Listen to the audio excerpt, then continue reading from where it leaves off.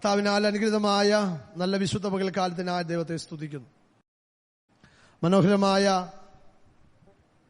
ഈ പകൽക്കാലം ദൈവത്തെ ആരാധിപ്പാനായി ദൈവസന്നിധിയിൽ വന്നു ചേർന്നിരിക്കുന്ന കർത്താവിൽ ബഹുമാന്യ ദൈവദാസനും കടന്നു വന്നിരിക്കുന്ന വാത്സല്യ മാതാപിതാക്കൾ, സഹോദരി സഹോദരന്മാർ, കുഞ്ഞുങ്ങൾ ഏവർക്കും ധന്യനായ യേശുക്രിസ്തുവിന്റെ വന്യ തിരുനാമത്തിൽ സ്നേഹവന്ദനങ്ങൾ അറിയിക്കുന്നു.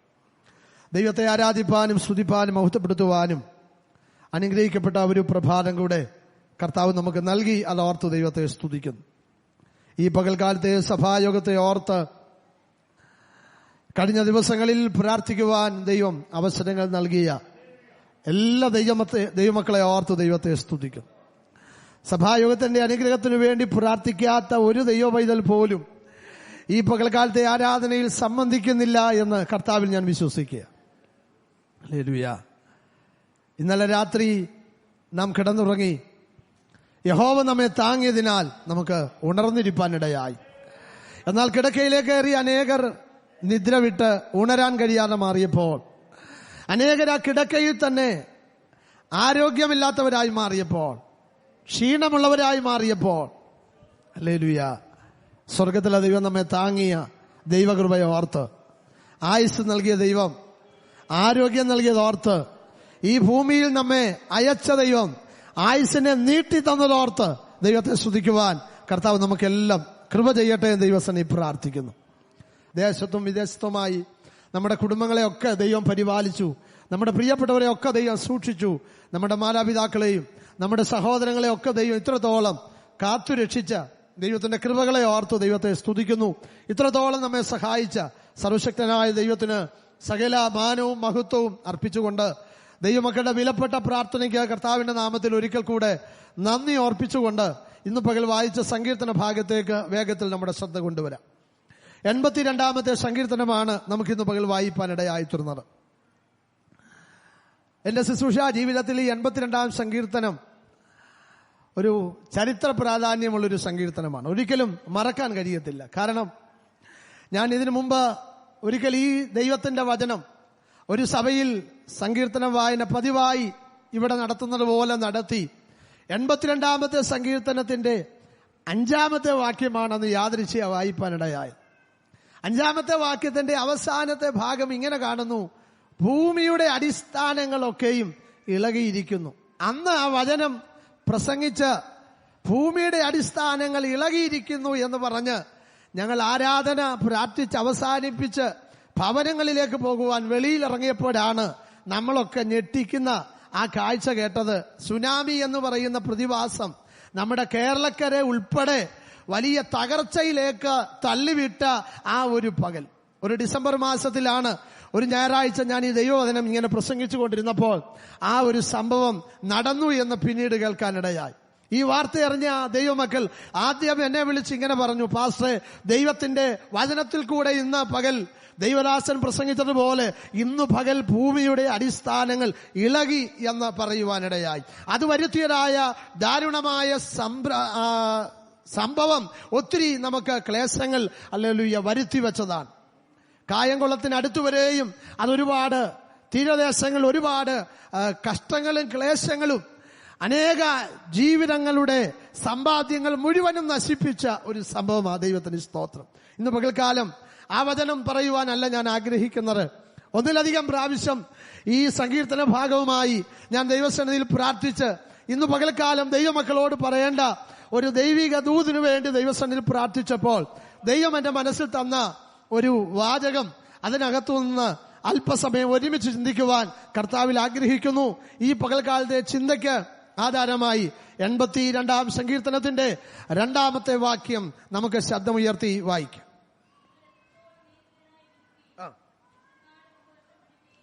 അവിടുത്തെ ആ ഒരു പദം മാത്രം ഞാൻ മുഖപക്ഷം എന്ന ആ ഒരു പദം ദൈവസന്നിധിയിൽ അല്പസമയം ചിന്തിപ്പാൻ ആഗ്രഹിക്കുന്നു. ഈ വിഷയത്തെക്കുറിച്ച് ദൈവമക്കളുമായി പങ്കുവെക്കുവാൻ ഒരാത്മപ്രേരണ ദൈവം എന്റെ മനസ്സിൽ തന്നതുകൊണ്ടാണ് ഞാൻ ആ വചനം സംസാരിപ്പാൻ കർത്താവിൽ ആഗ്രഹിക്കുന്നത്. എന്താ മുഖപക്ഷം എന്ന് പറഞ്ഞാൽ? അതിനെക്കുറിച്ച് ചിന്തിച്ചപ്പോൾ 2 അർത്ഥങ്ങളാണ് വേദപുസ്തകത്തിൽ നിന്ന് എനിക്ക് മനസ്സിലാകുവാനായിട്ടിടയായിത്തീർന്നത്. മുഖപക്ഷം എന്ന് പറഞ്ഞാൽ ഒരു പാർഷ്യാലിറ്റി കാണിക്കുന്ന, ഒരു പക്ഷാഭേദം കാണിക്കുന്ന ഒരനുഭവം, അതിന്റെ ഒരർത്ഥമാണ് മുഖപക്ഷം കാണിക്കുക. ഒരു പാർഷ്യാലിറ്റി, ഒരു പ്രത്യേക താല്പര്യം കാണിക്കുന്ന ഒരു പ്രത്യേക അനുഭവം. വേദപുസ്തകത്തിൽ ധാരാളം ഭാഗങ്ങളിൽ ഈ മുഖപക്ഷം എന്നുള്ള ആ വാക്ക് ആവർത്തിച്ചിരിക്കുന്നത് നമുക്ക് കാണുവാനായി കഴിയും. എന്നാൽ ഇവിടെ ദൈവത്തിന്റെ വചനത്തിൽ വായിച്ചത് അതൊരു പോസിറ്റീവായിട്ടുള്ള ഒരു ചിന്തയായിട്ടല്ല, ദുഷ്ടന്മാരുടെ മുഖപക്ഷം പിടിക്കുകയും ചെയ്യും എന്ന ഒരു ചോദ്യത്തോടുള്ള ബന്ധത്തിലാണ് നമുക്കതിനെ കാണുവാൻ, മനസ്സിലാക്കുവാൻ കഴിയുന്നത്. അത്ര നല്ലതല്ലാത്തതായ ഒരു ചിന്താഗതിയാണ് മുഖപക്ഷം എന്ന വിഷയത്തോടുള്ള ബന്ധത്തിൽ വേദപുസ്തകം നമുക്ക് പ്രദാനം ചെയ്യുന്ന ചിന്തകൾ എന്ന് പറയുന്നത്. ആരംഭത്തിൽ ആ ചിന്തയുടെ ഭാഗമായി ഞാൻ ഓർപ്പിക്കട്ടെ, വേദപുസ്തകം പറയുന്നത് മുഖപക്ഷം നമുക്ക് പാടില്ല. എന്തുകൊണ്ട്? നമ്മുടെ ദൈവത്തിന് മുഖപക്ഷം ഇല്ല. അതാ ഏറ്റവും വലിയ കാരണം. ദൈവത്തിന് സ്തോത്രം. ദൈവത്തിന് മുഖപക്ഷമില്ല എന്നുള്ള തിരുവെഴുത്ത് ഞാൻ ദൈവമക്കളുടെ ശ്രദ്ധയിലേക്ക് കൊണ്ടുവരാം. ദിനവൃത്താന്തങ്ങളുടെ 2-ാമത്തെ പുസ്തകം 19-ാമത്തെ അധ്യായം അതിന്റെ 7-ാമത്തെ വാക്യം. ദിനവൃത്താന്തങ്ങളുടെ 2-ാമത്തെ പുസ്തകം 19-ാം അധ്യായം അതിന്റെ 7-ാമത്തെ വാക്യം. ആകയാൽ യഹോവയുടെ ഭയം, യഹോവ ഭയം നിങ്ങളുടെ ഇടയിലിരിക്കട്ടെ, സൂക്ഷിച്ചു പ്രവർത്തിച്ചു കൊള്ളുവീൻ. നമ്മുടെ ദൈവമായ യഹോവയുടെ പക്കൽ അന്യായവും മുഖപക്ഷവും കൈക്കൂലി വാങ്ങുന്നതുമില്ലല്ലോ. ദൈവത്തിന്റെ ജനമായ ഇസ്രായേലിനോട് യഹോവയായ ദൈവം അരുളപ്പാടായി ഓർപ്പിക്കുകയാണ്, യഹോവ ഭയം നിങ്ങളുടെ ഉള്ളത്തിലുണ്ടായിരിക്കണം. ദൈവത്തിന്റെ ഭയം ഉള്ളിലുള്ള ഒരുവന് മാത്രമേ ദൈവത്തിനില്ലാത്തതായ കാര്യങ്ങൾ അവസാനിപ്പിച്ച ആ 3 അനുഭവങ്ങൾ ജീവിതത്തിൽ വരാതെ സൂക്ഷിപ്പാൻ കഴിയണമെങ്കിൽ ആ വ്യക്തിയുടെ ഉള്ളത്തിൽ, ഏതൊരുവന്റെ ഉള്ളത്തിൽ യഹോവ ഭയമുണ്ടാകണം. യഹോവ ഭയമില്ലെങ്കിൽ അവൻ അന്യായം പ്രവർത്തിക്കും, അവൻ മുഖപക്ഷം കാണിക്കും, അവൻ കൈക്കൂലി വാങ്ങും. ദൈവത്തിന്റെ ഒരു ഭയം ഉള്ളത്തിൽ വേണം. വചനം പറയുന്നു, സൂക്ഷിച്ചു പ്രവർത്തിച്ചു കൊള്ളുവീൻ. ഈ പ്രബോധനം ഒരു ലോകജാതിയോടല്ല, ലോക മനുഷ്യനോടല്ല, രക്ഷിക്കപ്പെട്ട ദൈവകൃപ പ്രാപിച്ച യഹോവ ദൈവമായിരിക്കുന്ന ജാതിയും അവൻ തനിക്ക് അവകാശമായി തിരഞ്ഞെടുത്ത ജനവും എന്ന് പറയുന്ന ആ ഭാഗ്യമേറിയ ജനത്തോടാ ദൈവം സംസാരിക്കുന്നത്. ആവർത്തന പുസ്തകം 4-ാം അധ്യായത്തിന്റെ 7-8 വാക്യങ്ങൾ നമ്മൾ വായിക്കുന്നല്ലോ.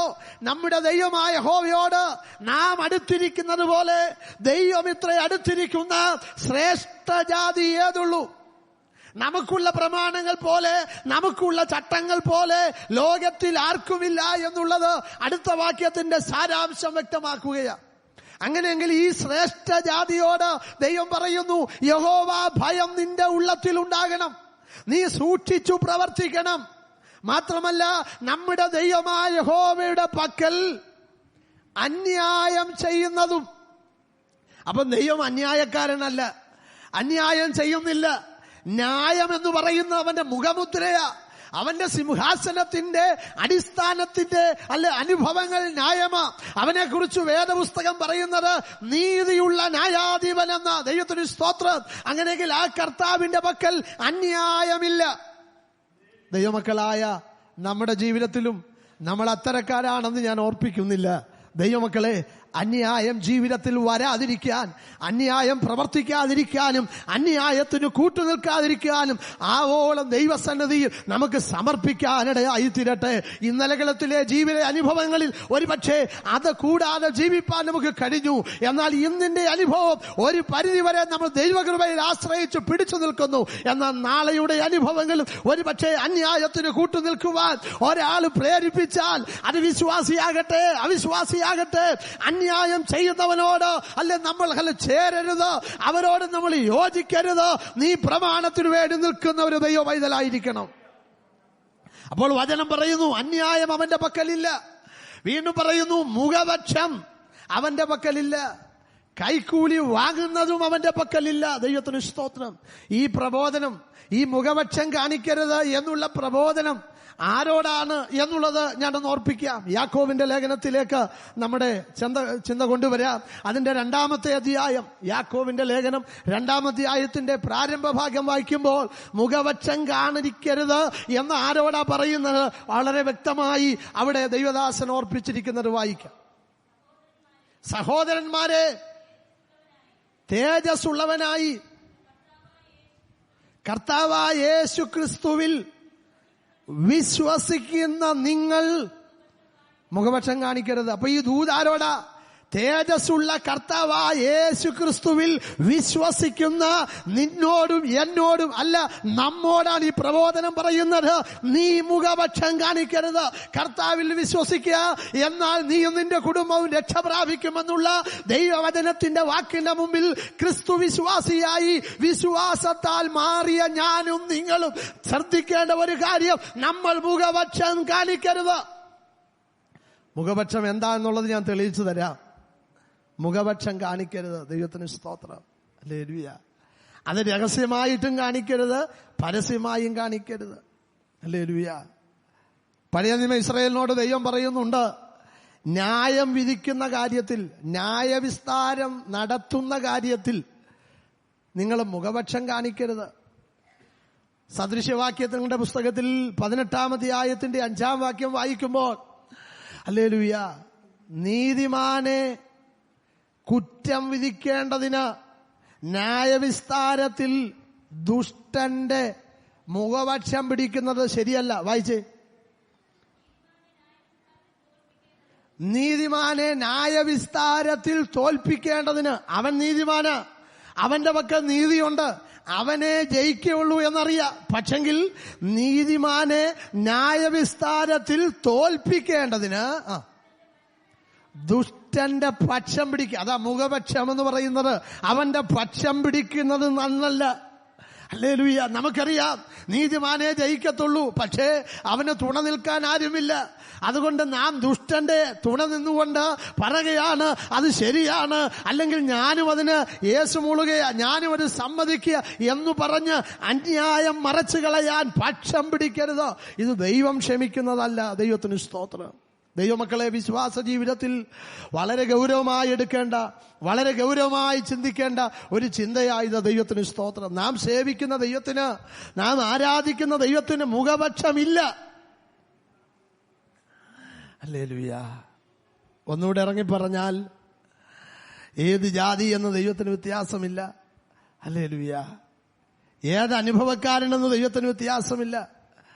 പത്രോസ് ഒരിക്കൽ ഇങ്ങനെ പറഞ്ഞു, ദൈവത്തിന് മുഖപക്ഷമില്ല എന്നും ഏത് ജാതിയിലും അവനെ ഭയപ്പെട്ട് നീതി പ്രവർത്തിക്കുന്നവനെ അവൻ അംഗീകരിക്കുന്നു എന്നും വാസ്തവമായി ഞാൻ അറിയുന്നു. ദൈവത്തിന് സ്തോത്രം. അതുകൊണ്ട് ദൈവത്തിന്റെ വചനം പറയുന്നത് ശ്രദ്ധിച്ചുകൊള്ളുക. ഹല്ലേലൂയ. നമ്മുടെ ജീവിതത്തിൽ മുഖപക്ഷം ഉണ്ടാകരുത്. യാതൊരു നിലയിലും ഒരു പക്ഷം നമ്മുടെ ജീവിതത്തിൽ ഉണ്ടാകരുത്. അതിനുവേണ്ടി നമ്മൾ ബന്ധപ്പെടരുത്. ഒരുപക്ഷെ നമ്മൾ ചിന്തിക്കും, ഹല്ലേലൂയ, മറ്റാരും അറിയത്തക്ക നിലയിലൊന്നും പക്ഷം പിടിച്ചില്ലേലും രഹസ്യമായി പക്ഷം പിടിക്കുന്ന ആളുകൾ. ഇതെന്റെ അഭിപ്രായമല്ല, വചനത്തിലെ വാക്യത്തിന്റെ തെളിവില്ല ഞാൻ ഈ പറയുന്നത്.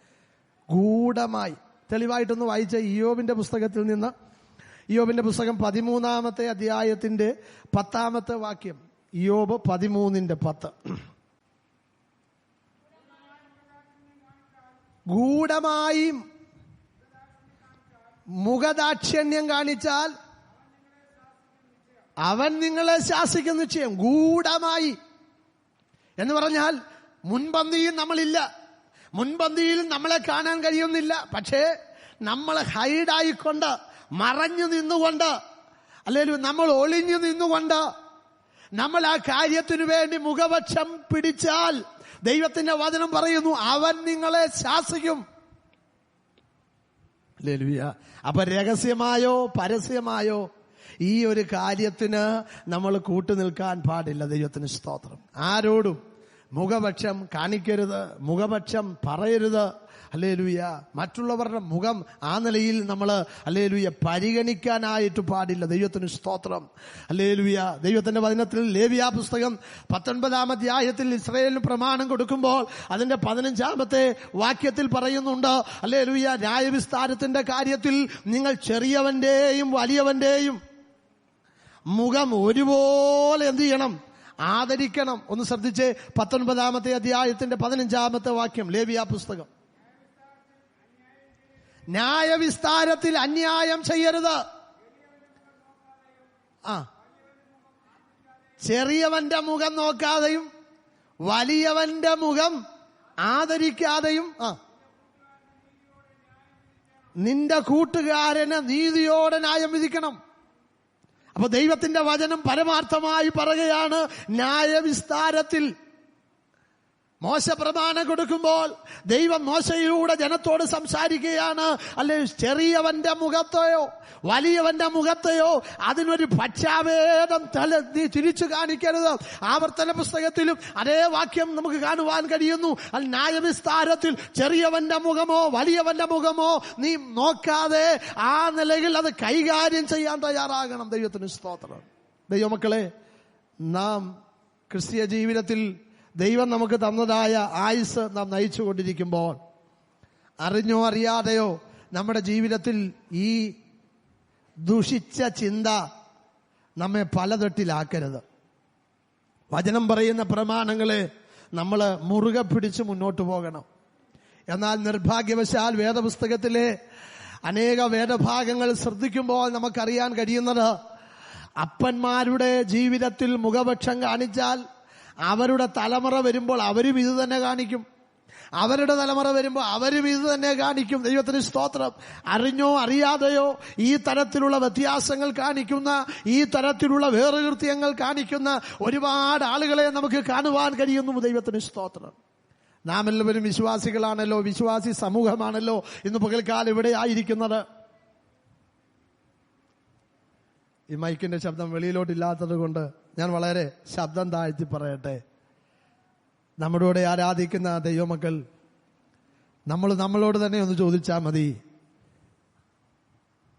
ഞാൻ ഈ കണ്ടക്ഷോഭം ചെയ്ത് മുഖപക്ഷത്തെ കുറിച്ച് പറയുമ്പോൾ എൻ്റെ ജീവിതത്തിൽ അതുണ്ടോ എന്നൊന്ന് ശ്രദ്ധിച്ചു നോക്കിയേ.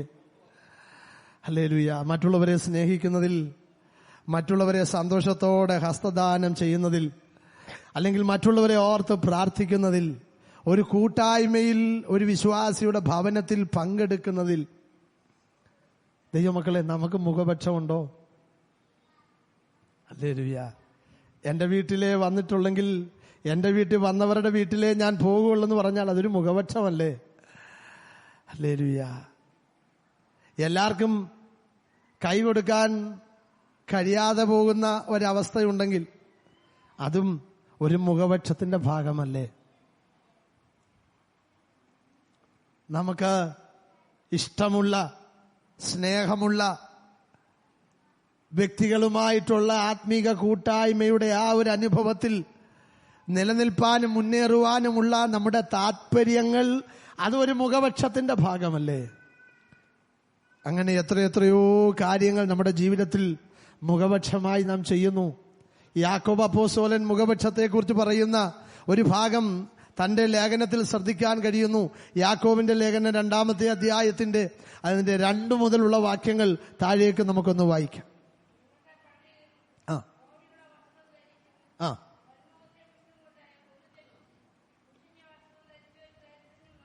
ആ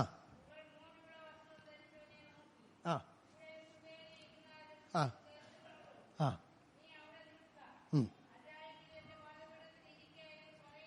ആ ആ. അപ്പോൾ ദൈവത്തിന്റെ വചനം പറയുക, മുഖപക്ഷം കാണിക്കുന്ന ചില പ്രത്യേക അനുഭവങ്ങളെ കുറിച്ച് പറയുക. മോടിയുള്ള വസ്ത്രം ധരിച്ച ഒരാളും മുഷിഞ്ഞ വസ്ത്രം ധരിച്ച ഒരാളും വരുമ്പോൾ അവരോടുള്ളതായ നമ്മുടെ ട്രീറ്റ്മെന്റ്, അവരോടുള്ളതായ നമ്മുടെ സഹകരണം. ദൈവമക്കളെ, നമ്മുടെ ക്രിസ്തീയ ജീവിതത്തിൽ വരുത്തേണ്ടതായ മാറ്റങ്ങളും വ്യതിയാനങ്ങളും ദൈവവചനത്തിന്റെ അടിസ്ഥാനത്തിൽ മാറ്റങ്ങൾ വരുത്താനും അത് ഉൾക്കൊള്ളാനും സ്വർഗത്തിലെ ദൈവം നമ്മെ സഹായിക്കട്ടെ. ഹല്ലേലൂയ. മുഖപക്ഷം കൂടാതെ ന്യായം വിധിക്കുന്ന ഒരു ദൈവത്തെയാണ് നമ്മൾ സേവിക്കുന്നത്. ഹല്ലേലൂയ. മുഖപക്ഷം കൂടാതെ നമ്മെ ന്യായം വിധിക്കുന്ന ഒരു കർത്താവിന്റെ വരവിന് വേണ്ടിയാ നമ്മളൊക്കെ കാത്തിരിക്കുന്നത്. ആ കർത്താവിനെ കുറിച്ചാണ് നമ്മൾ പാടുന്നത്, പ്രസംഗിക്കുന്നത്, പറയുന്നത്. ദൈവത്തിന് സ്തോത്രം. അതുകൊണ്ട് നമ്മുടെ ജീവിതത്തിൽ രണ്ട് തരത്തിലുള്ളതായ ഒരു നിലവാരം ഒരിക്കലും വെച്ച് പുലർത്തരുത്. ദൈവത്തിന് സ്തോത്രം. വിശ്വാസ ജീവിതത്തിൽ ആ ഒരു അനുഭവത്തിൽ നമുക്കായിത്തീരണമെങ്കിൽ ഒരു പ്രത്യേക സമർപ്പണവും പ്രത്യേക ഒരു കൃപയും ഉണ്ടല്ലേ പറ്റുള്ളൂ. ദൈവത്തിന് സ്തോത്രം. നിർഭാഗ്യമെന്ന് പറയട്ടെ, ഞാൻ ചില സമയങ്ങളിൽ ചില ഭവനങ്ങളിൽ സന്ദർശനത്തിന് വേണ്ടി മുൻകാലങ്ങളിൽ എന്റെ കൂടെ ചില അവസരങ്ങളിൽ ചില സഹോദരന്മാരെ കൂടെ കൂട്ടിപ്പോകുന്ന ചില അനുഭവങ്ങളുള്ള കാലങ്ങളുണ്ടായിരുന്നു. എന്നാൽ ചില വീട്ടിലേക്ക് ചെന്ന് കയറുന്നതിന് മുമ്പ് തന്നെ അവർ പറയും, പാസ്റ്ററെ അവിടുന്ന് വെള്ളം കുടിക്കാൻ എന്നോട് എന്ത് ചെയ്യരുത്, പറയരുത്. അപ്പൊ ഞാൻ ചോദിച്ചു, സഹോദര എന്താ എന്നൊക്കെ ചോദിക്കുമ്പോൾ ആദ്യം ഒന്നും പറയത്തില്ലേലും പിന്നെ സ്നേഹം കൊണ്ട് പറയും, പാസ്റ്ററെ ഇന്നതാ കാര്യം. അല്ലേ? ചിലയിടത്ത് ചെന്നാൽ വെള്ളം ചോദിച്ചു വാങ്ങിച്ചെന്ത് ചെയ്യും, കുടിക്കും. നമുക്ക് പറയാൻ ഒരുപാട് ന്യായങ്ങളൊക്കെ കാണും. പക്ഷേ നമ്മളൊരു വീട്ടിൽ ചെല്ലുമ്പോൾ കർത്താവിനെ പോലെ നമ്മെ സ്വീകരിച്ച് കർത്താവിന്റെ നാമത്തിൽ നമ്മെ സൽക്കരിക്കുന്ന അതിന്റെ ഭാഗമായി ഒരാൾ വെച്ച് നീട്ടുന്ന ഒരു ഗ്ലാസ് വെള്ളം, അതേത് തരത്തിലുള്ളതായിക്കൊള്ളട്ടെ, സ്നേഹത്തോടെ ഉൾക്കൊള്ളാൻ കഴിയാത്ത ഞാനും നിങ്ങളും ഹല്ലേലൂയ ക്രിസ്തുവിന്റെ സ്നേഹത്തിൽ വസിക്കുന്നു എന്ന് പറഞ്ഞാൽ എത്രത്തോളം കർത്താവ് അതിന് ആമേൻ പറയും. ദൈവത്തിന് സ്തോത്രം. പ്രിയപ്പെട്ടവരെ, നമ്മുടെ വിശ്വാസ ജീവിതത്തിൽ എവിടെല്ലാം മാറ്റങ്ങൾ വരുത്തണം, എവിടെല്ലാം നമ്മുടെ ഇങ്ങനെയുള്ള ചില പിടിവാശികളും നമ്മുടെ ചില ചിന്താഗതികളും ഒക്കെ ഒരുപക്ഷെ ജീവിതത്തിൽ കാണാം. ഞാൻ ഒരിക്കൽ പറഞ്ഞൊരു സംഭവമാണ്. സുവിശേഷ വേലയുടെ ആരംഭ സമയങ്ങളിൽ ദൈവവചനം പഠിച്ചുകൊണ്ടിരിക്കുന്ന ആ വേളയിൽ തിരുവനന്തപുരത്തിന് വളരെ അപ്പുറത്തെ ഒരു സ്ഥലത്ത് ടീം പ്രവർത്തനത്തിനായി ഇങ്ങനെ കടന്നുപോയി. കേട്ടിട്ടുള്ളവർ ആവർത്തന വിരസത തോന്നാതിരിക്കാൻ പ്രത്യേകം ശ്രദ്ധിക്കുക. അവിടെ ഇങ്ങനെ ചെന്ന സമയത്ത് ഇന്നത്തെ പോലുള്ളതായ സംവിധാനങ്ങൾ, ഇന്ന് നമ്മുടെയൊക്കെ വീട്ടിലൊരാൾ വന്നാൽ ചായയോ കാപ്പിയോ തണുത്ത വെള്ളമോ ചൂടുവെള്ളമോ ഏത് തരത്തിലൊക്കെ കൊടുക്കാൻ നിമിഷ നേരങ്ങൾ കൊണ്ട് നമുക്ക് പറ്റും. എന്നാൽ അവിടെയുള്ള ആളുകൾക്ക് അങ്ങനെയുള്ള സാഹചര്യങ്ങളും അവസരങ്ങളും ഒന്നും അവർക്കില്ല. അപ്പോൾ ധാരാളം പറമ്പ് അവർക്കുണ്ട്. പറമ്പിൽ കഠിനാധ്വാനം ചെയ്ത് ജീവിക്കുന്ന ആളുകളാണ്. വർഷത്തിൽ ഒരിക്കൽ കാലാവസ്ഥയൊക്കെ അനുകൂലമായി നിന്നാൽ അവർക്ക് എന്തെങ്കിലും കിട്ടും, പോയാൽ അതോടെ പോകും. ആ നിലയിൽ കഷ്ടപ്പാട് കൊണ്ട് ജീവിതം കഴിച്ചു കൂട്ടുന്ന ആളുകൾ. അപ്പോൾ ഒരു വീട്ടിലേക്ക് ചെന്നു. ഞങ്ങൾ 4 പേർ ഒരുമിച്ചാണ് ഒരു വീട്ടിലേക്ക് കയറി ചെന്നത്. സന്തോഷത്തോടെ അവർ സ്വീകരിച്ചു. ആ ഭവനത്തിലേക്ക് രഹനാഥകൻ വർത്താനം പറഞ്ഞുകൊണ്ടിരുന്നപ്പോൾ പെട്ടെന്ന് പറമ്പിൽ നിന്ന് ഓടി വന്നതായ ആ സ്ത്രീ ഞങ്ങൾക്ക് 4 പേർക്കും വെള്ളം കൊണ്ടു തന്നു. നമ്മൾ പണ്ട് കാലങ്ങളിൽ ഈ ഗ്രാമപ്രദേശങ്ങളിലൊക്കെ പണ്ട് ചായ കൊണ്ടുതരുന്ന ഒരു രീതിയുണ്ട്. ആ ഗ്ലാസിനകത്തോട്ട് കൈ ഇട്ടുകൊണ്ട് ഇങ്ങനെ വരും. അയാൾ ഇങ്ങനെ വരുമ്പോഴത്തേക്ക് അയാളുടെ കയ്യിൽ ഈ ചായയൊക്കെ പിടിക്കും. പക്ഷെ ഇപ്പോൾ അതൊക്കെ സ്റ്റാൻഡേർഡായിട്ട് അങ്ങ് മാറും. പണ്ട് ഒരു കാലത്ത് ഇന്നും ചിലയിടത്തൊക്കെ അങ്ങനെ തന്നെയാണ്. അപ്പോൾ ഈ വ്യക്തി ഈ 4 ഗ്ലാസ്സിലേക്ക് കൈ ഇട്ടുകൊണ്ട് ഈ 4 ഗ്ലാസ്സിലെ വെള്ളം കൊണ്ടു തന്ന് ഇവരിങ്ങനെ അടുക്കളയിൽ നിന്ന് ഇങ്ങനെ നടന്ന് ഇങ്ങനെ വന്നു കഴിഞ്ഞപ്പോൾ ഈ ഇതിനകത്തെ വെള്ളം, ഗ്ലാസ്സിലെ വെള്ളം അവരുടെ കയ്യിലൊക്കെ മുട്ടി. ഞാൻ നോക്കിയപ്പോൾ ഇവർ വിരലെടുത്തപ്പോൾ ഇവരുടെ കയ്യിൽ ആ മണ്ണിന്റെ പാടിങ്ങനെ ഒലിച്ചിങ്ങനെ ഇറങ്ങുക.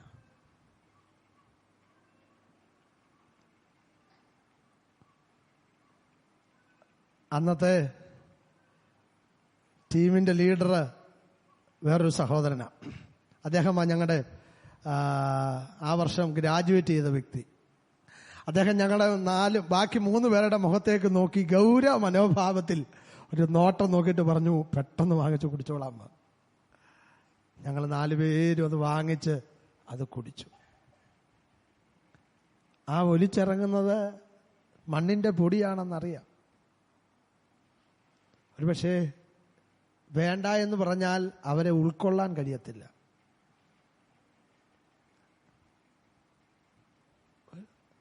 നമ്മുടെ ഭവനത്തിൽ നാം ചെയ്യുന്നത് പോലെ, കൈകാര്യം ചെയ്യുന്നത് പോലെ ഒക്കെയുള്ള ആ ഒരു പ്രത്യേക വെടിപ്പോ അന്തരീക്ഷങ്ങളോ ഒന്നും എല്ലായിടത്തും ഒന്നും കിട്ടിയെന്ന് വരത്തില്ല. പക്ഷേ കർത്താവിനെ സേവിക്കുന്നതിന്റെ ഭാഗമായി നമ്മൾ നിലനിൽക്കുമ്പോൾ ഇങ്ങനെയുള്ള വിട്ടുവീഴ്ചകൾ, ഇങ്ങനെയുള്ള കാര്യങ്ങളൊക്കെ ചെയ്തേ ഈ ക്രിസ്തീയ ജീവിതത്തിൽ മുന്നോട്ട് പോകാൻ കഴിയത്തുള്ളൂ. ഹല്ലേലൂയ.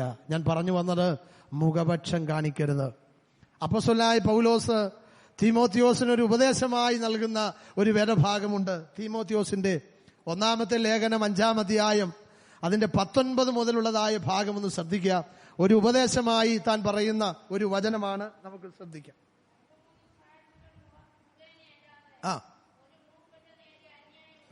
അവിടെ ഒരു പ്രത്യേക സംഭവമാണ് അവിടെ പറയുന്നത്. അവിടെ ഒരു മൂപ്പന്റെ മേലൊരു കൈകാര്യം ചെയ്യുന്ന ഒരു പ്രത്യേക വിഷയം വന്നപ്പോൾ പറയുകയാണ്, ഒരു വ്യക്തിയുടെ മേലെ 2-3 സാക്ഷികളുടെ വാമൊഴിയാൽ അല്ലാതെ ഒരാളുടെ മേൽ എന്ത് ചെയ്യരുത്? അന്യായം ചെയ്യരുത്. അടുത്ത ഭാഗം.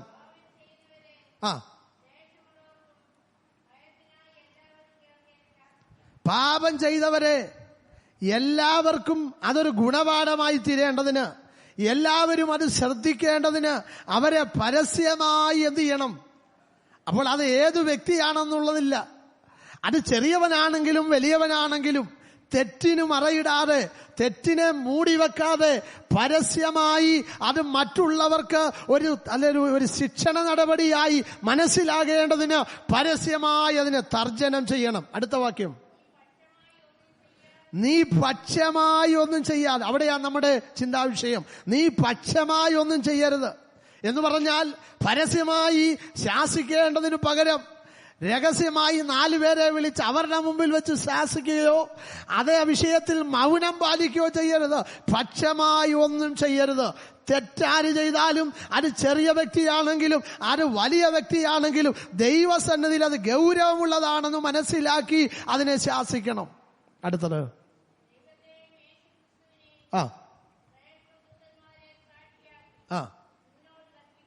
അപ്പോൾ തീമോത്തിയോസിനോട് പറയുകയാണ്, ദൈവത്തെയും അവന്റെ ശ്രേഷ്ഠ ദൂതന്മാരെയും സാക്ഷിയാക്കി ഞാൻ നിന്നോട് കൽപ്പിക്കുക. ദൈവത്തിന്റെ ജീവന്റെ വചനം കയ്യിൽ കൊണ്ടു നടക്കുന്ന, അത് വായിക്കുന്ന ഈ പകലെങ്കിലും ഈ വചനം ശ്രദ്ധിച്ച ദൈവമക്കളോട് ഞാൻ പറയട്ടെ, നമ്മുടെ ജീവിതത്തിൽ ഒരു തെറ്റു വരുമ്പോൾ, ഒരു പോരായ്മകൾ വരുമ്പോൾ, ഒരു കുറ്റബോധം നമുക്കുണ്ടാകണം. നമ്മുടെ ജീവിതത്തിൽ ഒരു മാനസാന്തരം ഉണ്ടാകണം. അതിനെക്കുറിച്ചൊരു പാപബോധം ഉളവാകണം.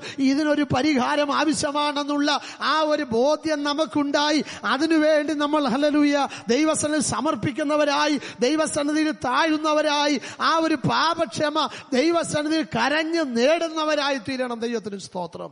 തെറ്റിനെ കുറിച്ച് ന്യായീകരണം പ്രാപിച്ച്, തെറ്റിനെ കുറിച്ച് ന്യായീകരണത്തോടുകൂടെ പലതും പറയാൻ ഒരുപക്ഷെ നമുക്ക് ജീവിതത്തിൽ ഉണ്ടായിരിക്കാം. എന്നാൽ ഇവിടെ തീമോത്തിയോസിനോട് പൗലോസ് പറയുന്നത്, നീ അതിനകത്ത് പക്ഷമായിട്ടൊന്നും എന്ത് ചെയ്യരുത്, കാണിക്കരുത്. ദൈവത്തിന് സ്തോത്രം. അത് ദൈവത്തിന് ഇഷ്ടമല്ല. അല്ലെ, നാം ചിന്തിച്ചു കൊണ്ടിരിക്കുന്നത് മുഖപക്ഷം അഥവാ ഹല്ലേലൂയ പാർഷ്യാലിറ്റി കാണിക്കുക എന്ന വിഷയത്തെ കുറിച്ചാണ്. ക്രിസ്തീയ ജീവിതത്തിൽ അങ്ങനെ ചിന്തിക്കുന്നവർ കാണാം, അങ്ങനെ പ്രവർത്തിക്കുന്നവർ കാണാം, അങ്ങനെ പെരുമാറുന്നവർ കാണാം. കൃപയാൽ ദൈവമക്കളെ, ദൈവത്തെ സേവിക്കുന്ന നമ്മുടെയൊക്കെ ജീവിതത്തിൽ അങ്ങനെ ഒരു അനുഭവം ഉണ്ടാകാതിരിക്കട്ടെ, അങ്ങനെ ഒരു അവസ്ഥ ഉണ്ടാകാതിരിക്കട്ടെ. ദൈവത്തിന് സ്തോത്രം. ദൈവം നമുക്ക് തന്ന വിശ്വാസത്തിൽ അടിയുറച്ചു നിൽക്കുവാൻ ദൈവം നമ്മെ സഹായിക്കട്ടെ. ഞാൻ ആരംഭത്തിൽ ഓർപ്പിച്ചല്ലോ, അല്ലെ, ക്രിസ്തീയ ജീവിതത്തിൽ, കുടുംബ ജീവിതത്തിൽ മാതാപിതാക്കൾ പോലും ഒരു പക്ഷേ ആ നിലകളിൽ അവരുടെ തലമുറയെ വേർതിരിച്ചു കാണുന്ന ഒരു സ്ഥിതിവിശേഷം ഉണ്ടെന്നുള്ളത് ഞാൻ ഓർപ്പിച്ചല്ലോ. വചനത്തിലൂടെ 1-2 തെളിവുകൾ ഞാൻ പറയാം. മാതാപിതാക്കൾ അങ്ങനെ ചെയ്താൽ അവരുടെ തലമുറ വരുമ്പോഴും അതേ ചിന്താഗതിയിലാണ് മുന്നോട്ട് പോകുന്നത്. നമുക്കൊന്ന് ശ്രദ്ധിക്കാം. ഉൽപ്പത്തി പുസ്തകം 25-ാം അധ്യായം അതിന്റെ 28-ാമത്തെ വാക്യം. ഉൽപ്പത്തി പുസ്തകം 25-ാം അധ്യായം 28-ാമത്തെ വാക്യം.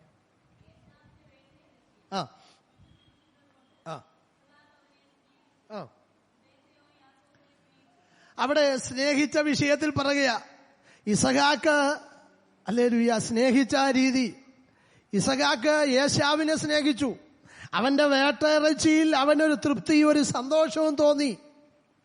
എന്നാൽ റാഹേലോ യാക്കോബിനെ എന്ത് ചെയ്തു? സ്നേഹിച്ചു. ഹല്ലേലൂയ. 2 തലമുറകള് അവരെ സ്നേഹിക്കുന്ന വിഷയത്തിൽ, അവരെ ആ നിലയിൽ ഉൾക്കൊള്ളുന്ന വിഷയത്തിൽ ഒരു വേറുകൃത്യം.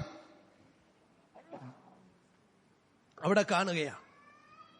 വരുന്ന അധ്യായങ്ങളിലെ ചരിത്രങ്ങൾ നമ്മൾ പഠിച്ചു നോക്കുമ്പോൾ അവരനുഗ്രഹം പ്രാപിക്കുന്ന വിഷയത്തോടുള്ള ബന്ധത്തിലും ഈ വേറുകൃത്യം കാണാൻ കഴിയുന്നു. ഇസഹാക്ക് വയസ്സ് എന്ന് വൃദ്ധനായപ്പോൾ തന്റെ മകനായ ഏശാവിനെ വിളിച്ചിട്ട് ഇങ്ങനെ പറഞ്ഞു, ഞാൻ വയസ്സ് എന്ന് വൃദ്ധനായി, മരിക്കുന്നതിന് മുമ്പ് ഞാൻ നിങ്ങളെ അനുഗ്രഹിക്കേണ്ടതിന് എന്നല്ല, ഞാൻ നിന്നെ അനുഗ്രഹിക്കേണ്ടതിന് എനിക്കിഷ്ടകരമായ നിലയിൽ വേട്ട തേടി നീ പാചകം ചെയ്തു കൊണ്ടുവരണം. ദൈവമക്കളെ, മരിക്കുന്നതിന് മുമ്പ് ഒരപ്പന്റെ ആഗ്രഹം രണ്ടുപേരെ അനുഗ്രഹിക്കണമെന്നല്ല.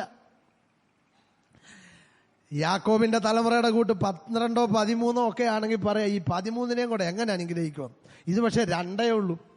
ആ 2 പോലും തുല്യമായി അനുഗ്രഹിപ്പാൻ കഴിയാത്ത അപ്പൻ പറയുക, വേട്ടയിറച്ചി തിന്ന് ഞാൻ നിന്നെ അനുഗ്രഹിക്കേണ്ടതിന് നീ പോയി അതെന്ത് ചെയ്യണം?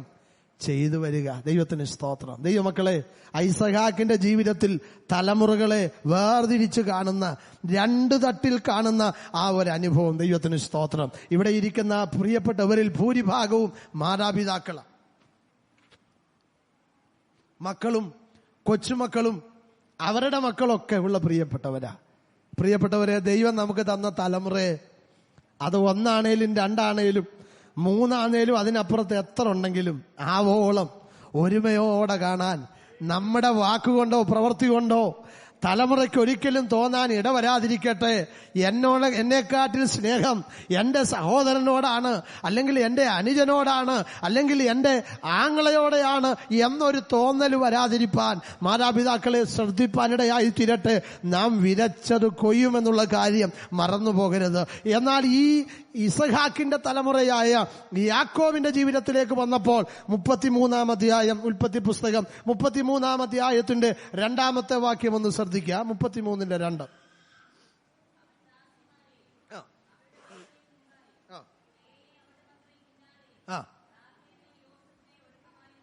അപ്പൊ നോക്കണമേ, ലാബാന്റെ വീട്ടിലെ ഏതാണ്ട് 20 വർഷത്തെ ജീവിതം തികച്ച ശേഷം താൻ നേടിയതും ദൈവം അനുഗ്രഹിച്ച് നൽകിയതുമായ സകലതുമായി തന്റെ ഭവനത്തിലേക്ക് മടങ്ങി വരികയാണ്.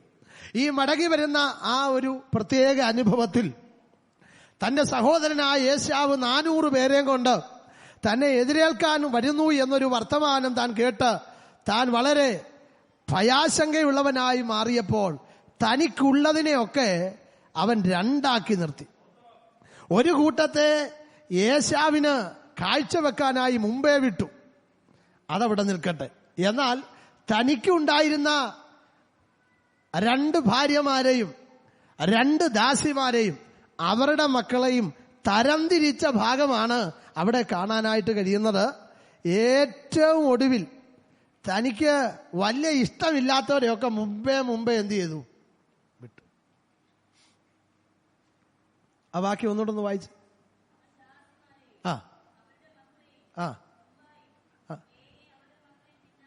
അപ്പൊ നോക്കണം, ദാസിമാര് ബിൽഹയും ഉണ്ട്, സിൽപ്പയും ഉണ്ട്, അവരെയും അവരുടെ പിള്ളാരെയും മുമ്പിൽ വിട്ടു. അതിനുശേഷം താൻ ആദ്യം വിവാഹം കഴിച്ച ലേ അതിന്റെ പുറകെ, റാഹേലിനെയും തന്റെ പിള്ളാരെയും കൂടെ എന്ന് പറഞ്ഞാൽ എന്തെങ്കിലും സംഭവിച്ചാൽ, വെട്ടുകൊണ്ടോ ഏതെങ്കിലും നിലയിൽ നാശം വന്നാൽ ദാസിമാര് പോയാലും കുഴപ്പമില്ല, ഹല്ലേലൂയ, ലേയും പിള്ളാരും പോയാലും കുഴപ്പമില്ല. ഇതൊക്കെ കാണുമ്പോൾ എങ്ങനെയെങ്കിലും റാഹേലിനെയും കൊണ്ടൊക്കെ അങ്ങ് ഓടിപ്പോകാവുന്നൊരു യാക്കോബെ, ഈ പക്ഷപാതം കാണിക്കുന്നത് നിന്റെ മനസ്സിലിരിപ്പ് തമ്പുരാൻ അറിയാം. അതുകൊണ്ട് ദൈവം കൊടുത്ത ശിക്ഷ നമുക്കറിയാമല്ലോ, ഹല്ലേലൂയ.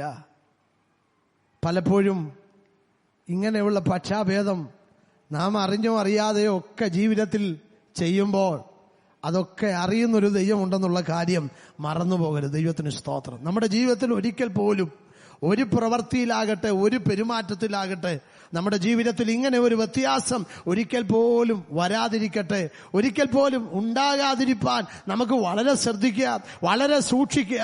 അല്ലെങ്കിൽ വേറെ പുസ്തകത്തിന്റെ പഴയ നിയമത്തിലും പുതിയ നിയമത്തിലും ആവർത്തിച്ച് ഒരുപാട് ഭാഗങ്ങളിൽ ദൈവം പറയുന്ന ഒരു ശക്തമായ ഒരു താക്കീതാണ്, നിങ്ങൾ മുഖപക്ഷം കാണിക്കരുത്, മുഖപക്ഷം കാണിക്കരുത്. ഹല്ലേലൂയ. അതുകൊണ്ട് ദൈവമക്കളെ, നമുക്ക് ആ വചനം ഒന്ന് ശ്രദ്ധിക്കാം, ആ വചനം ഗൗരവമായിട്ട് എടുക്കാം. നമ്മുടെ ക്രിസ്തീയ ജീവിതത്തിൽ ആരോടും മുഖപക്ഷം കാണിക്കാതെ, മുഖപക്ഷം പിടിക്കാതെ, ദൈവത്തെ ഭയപ്പെട്ടുകൊണ്ട് ദൈവകൃപയിൽ നിൽക്കുവാൻ തക്കവണ്ണം കർത്താവ് നമ്മെ സഹായിക്കട്ടെ. ദൈവം നമ്മോട് മുഖപക്ഷം കാണിച്ചില്ലല്ലോ. ഹല്ലേലൂയ. ദൈവം നമ്മോട് മുഖപക്ഷം കാണിച്ചില്ല. നമ്മുടെ ജീവിതത്തിൽ ഇന്നുവരെയും ഒരു വേർകൃത്യമില്ലാതെ നമ്മൾ പ്രാർത്ഥിച്ച വിഷയത്തിൽ, ദൈവസന്നിധിയിൽ യാചിച്ച വിഷയത്തിനൊക്കെ മറുപടി തന്നു ദൈവം നമ്മെ ഇതുവരെ നടത്തിയെങ്കിൽ അവന്റെ മക്കളായ നാം, യാക്കോബിന്റെ ലേഖനത്തിലെ വാക്യം നമ്മൾ ആദ്യം വായിച്ചല്ലോ, 2:1, തേജസ്സുള്ള കർത്താവിൽ വിശ്വസിക്കുന്ന നിങ്ങൾ മുഖപക്ഷം കാണിക്കരുത്. എന്റെ വാക്കുകളെ ഞാൻ ഇവിടെ അവസാനിപ്പിക്കട്ടെ. ദൈവമക്കളെ, മുഖപക്ഷം കാണിക്കാതിരിപ്പാൻ വളരെ ശ്രദ്ധിക്കാൻ ദൈവം നമ്മെ സഹായിക്കട്ടെ. അവസാനമായി യൂദായുടെ ലേഖനത്തിന്റെ 16-ാമത്തെ വാക്യം കൂടെ നമുക്ക് വായിക്കാം. യൂദായുടെ ലേഖനം 16-ാമത്തെ വാക്യം.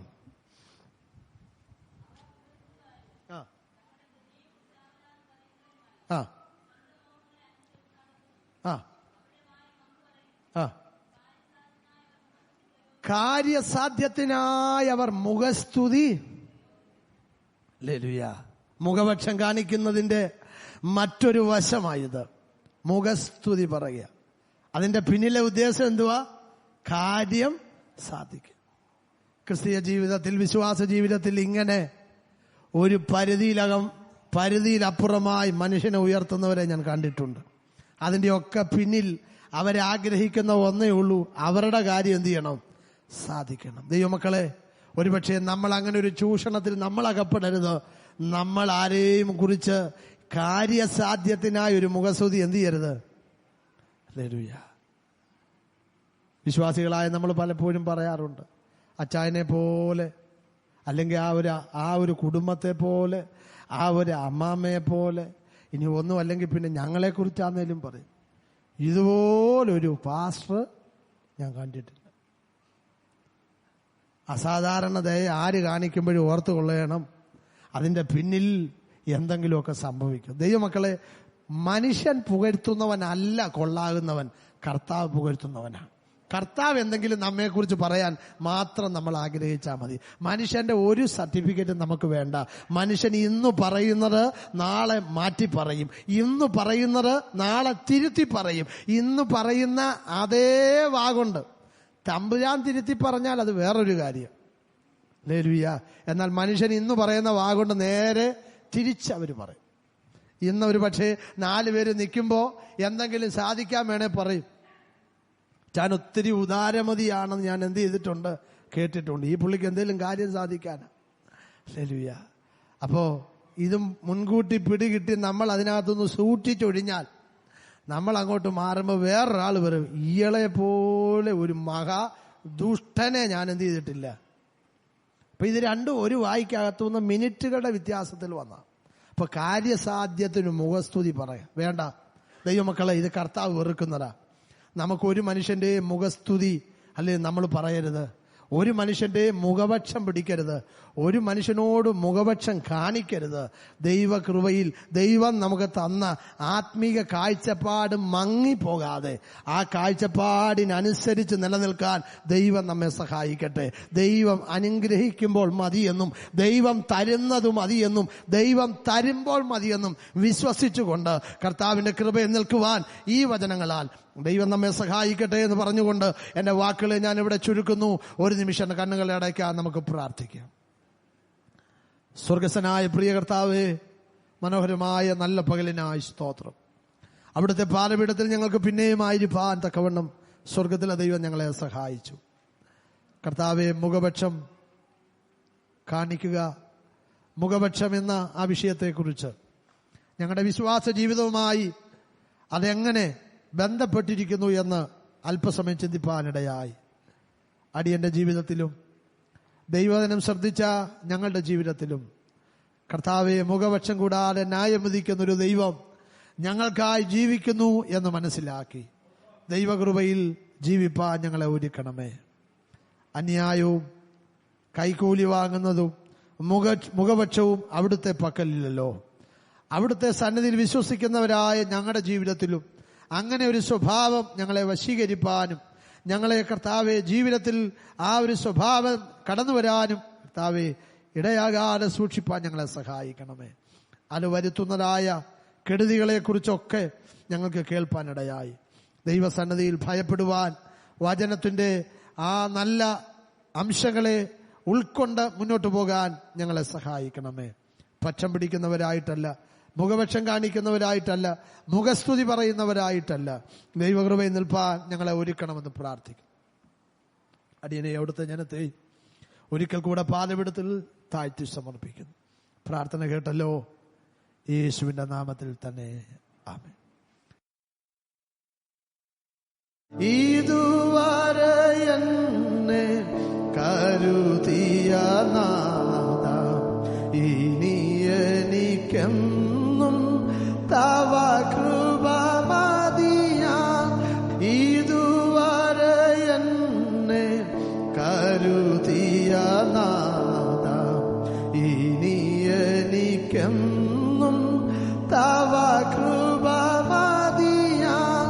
ഗുരുവാരനാം നീ കരുതുകിൽ പിന്നെ കുറവൊരു ചെറുതും വരികില്ല പരനേ.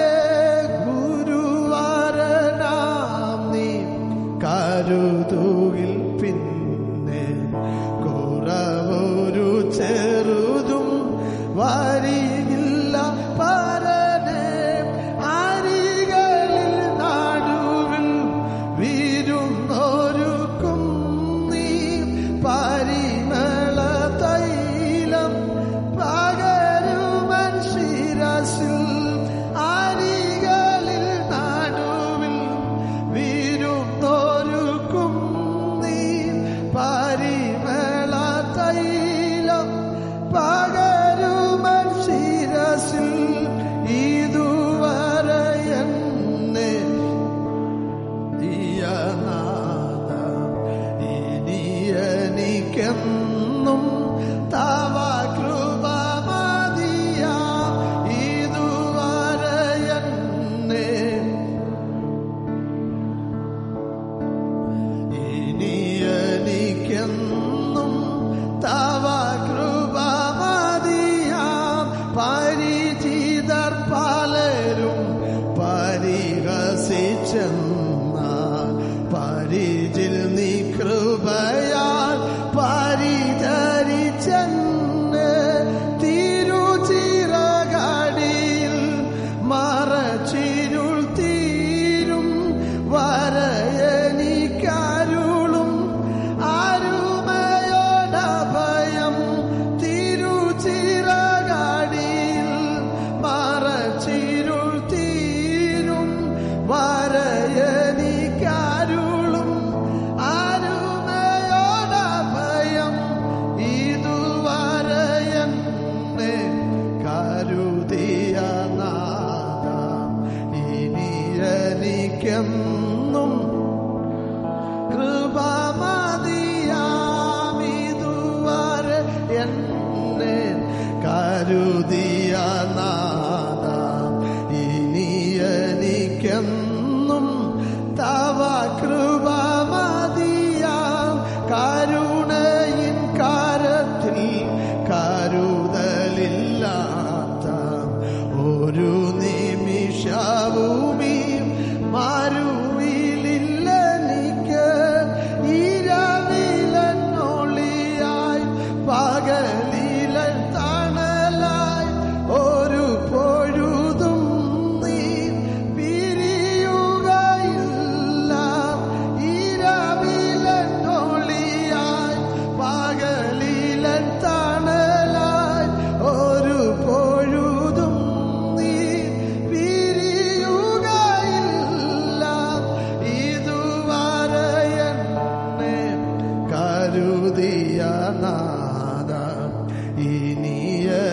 എനിക്കെന്നും തവ കൃപ മതിയാം. ഇതുവരെ എന്നെ കരുതിയ നാഥാ, ഇനി എനിക്കെന്നും തവ